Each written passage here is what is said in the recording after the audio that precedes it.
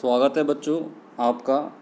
आज BCom second year की paper first की इनकम टैक्स की हमारी 5th क्लास है, जिसमें हम आज का जो हमारा टॉपिक है वो है हिंदू अविभाजित परिवार की निवास की स्थिति का निर्धारण, determination of residential status of HUF या हिंदू अनडिवाइडेड फैमिली।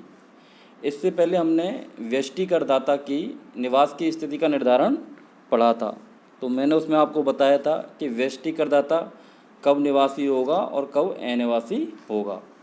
उसमें हमने ये पढ़ा था कि यदि व्यष्टि करदाता बेसिक कंडीशन, जो हमारी मूलभूत शर्तें, उस जो मूलभूत 2 शर्तें हैं उनमें से यदि एक भी शर्त पूरी कर देता है तो वह भारत में निवासी कहलाएगा। यदि मूलभूत दो शर्तों में से कोई भी शर्त पूरी नहीं होती है तो वह भारत में अनिवासी कहलाएगा। फिर यदि वो निवासी हो जाता है तो उसके बाद हमने पढ़ा था कि उसको हम साधारण निवासी और असाधारण निवासी में विभाजित करते हैं। आज हम हिंदू अविभाजित परिवार के निवास की स्थिति का निर्धारण पढ़ेंगे। अब HUF, अब हिंदू अविभाजित, पहले तो हम हिंदू अविभाजित परिवार का मतलब समझ लेते हैं कि हिंदू अविभाजित परिवार का क्या मतलब है। हिंदू, जैसे हम नाम से पता चल रहा है, हिंदू अनडिवाइडेड फैमिली, एक फैमिली है। तो वो फैमिली है, वो फैमिली क्या कहलाएगी, जैसे ही किसी पर मान लो कोई पर्सन है, जैसे ही उसकी शादी होती है तो वो एक फैमिली बन जाती है। तो हिंदू लॉ है उसके अनुसार वो एक हिंदू फैमिली बन जाएगी।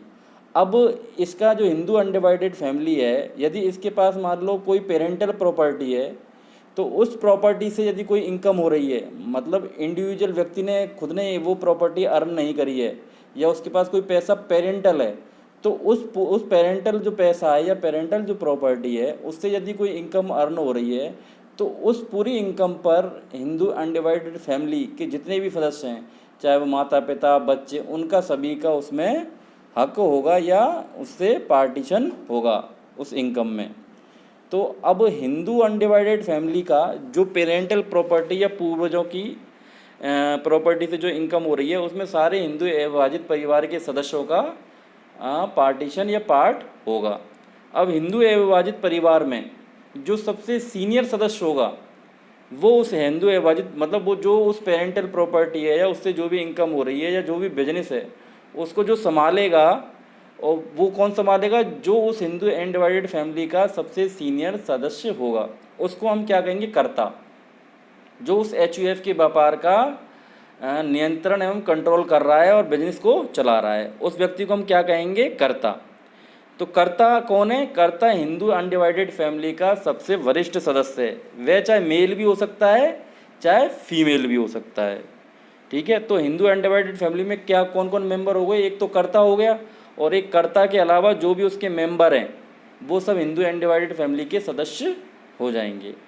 अब इनकम टैक्स एक्ट में सेक्शन 2 सबसेक्शन 31 में हिंदू अनडिवाइडेड फैमिली को पर्सन माना गया है।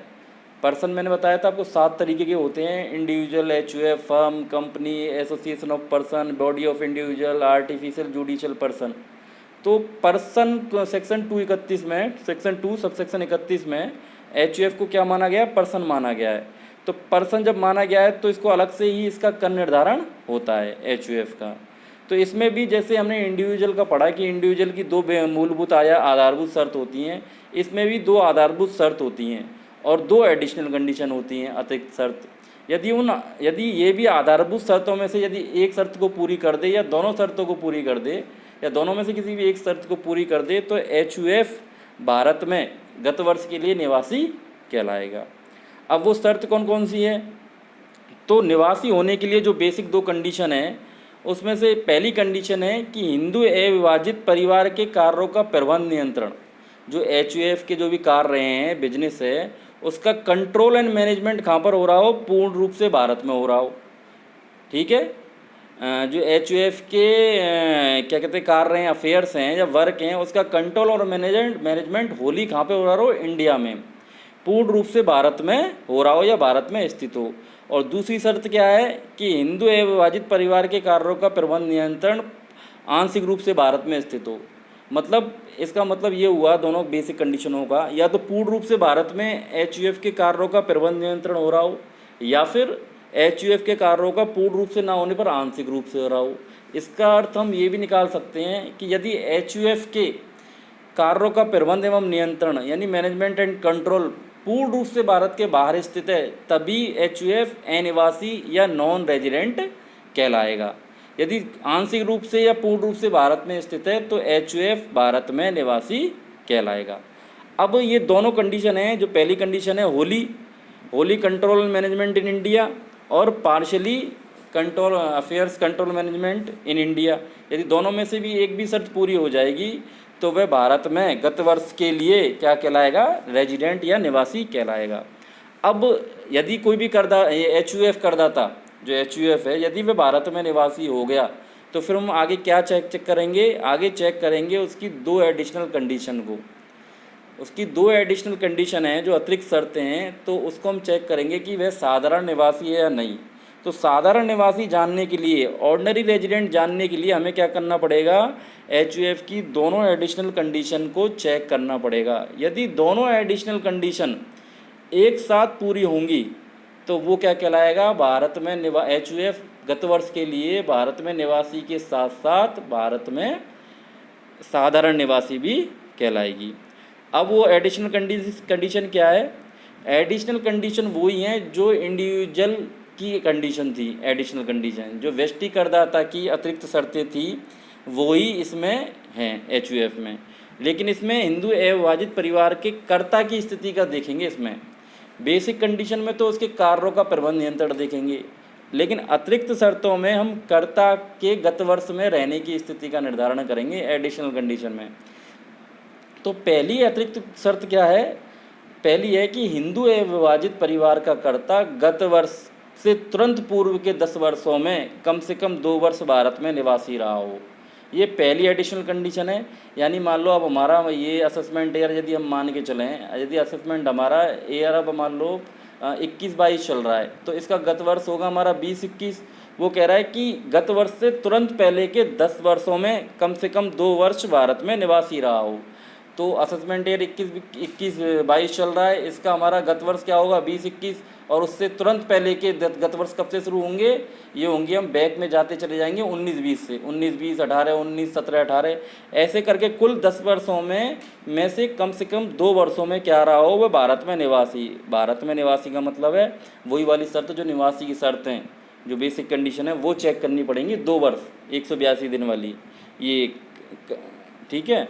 अब दूसरी एडिशनल कंडीशन क्या है, दूसरी एडिशनल कंडीशन है कि गत वर्ष से कर्ता, HUF का कर्ता गत वर्ष से तुरंत पूर्व के 7 वर्षों में कम से कम 730 दिन या अधिक भारत में रहा हो। गत वर्ष से तुरंत पूर्व के 7 वर्षों में से 730 दिन भारत में रहा हो, यानी जो हमारा रेलिवेंट प्रीवियस ईयर है, जो संबंधित गत वर्ष है, उससे तुरंत पूर्व के 7 वर्षों में कम से कम 730 दिन या अधिक भारत में रहा हो।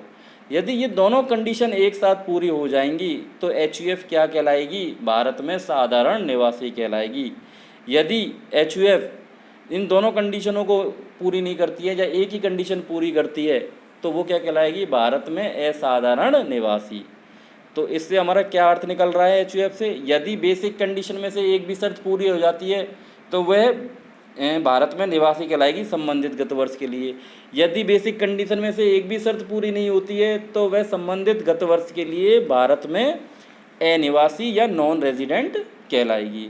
यदि वह रेजिडेंट हो गई, निवासी हो गई, तो उसके बाद हम चेक करेंगे ऑर्डिनरी रेजिडेंट है या नॉट ऑर्डिनरी रेजिडेंट है, साधारण निवासी है या असाधारण निवासी है।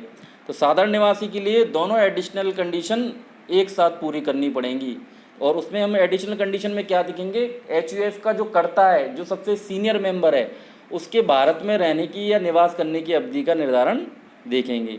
तो एडिशनल कंडीशन थी हमारी गत 10 वर्षों से तुरंत पूर्व के 10 वर्षों में, यानी जो गत वर्ष है उससे तुरंत पहले के 10 वर्षों में कम से कम 2 वर्ष निवासी रहा हो। और दूसरी एडिशनल कंडीशन है गत वर्ष से तुरंत पूर्व के 7 वर्षों में कम से कम 730 दिन भारत में रहा हो। तो ये दोनों एडिशनल कंडीशन पूरी हो जाएंगी तो HUF के साथ साथ ऑर्डिनरी रेजिडेंट ऑफ इंडिया हो जाएगा। और यदि HUF बेसिक कंडीशन थी, जो आधारभूत शर्तें, उनमें से एक भी शर्त पूरी नहीं करता है तो वह भारत में अनिवासी कहलाएगा या नॉन रेजिडेंट कहलाएगा। अब इसके आगे का टॉपिक हम कल, इसके आगे का टॉपिक फर्म एवं एसोसिएशन पर्सन का रेजिडेंशियल स्टेटस का निर्धारण, अगला टॉपिक होगा हमारा। Thank you.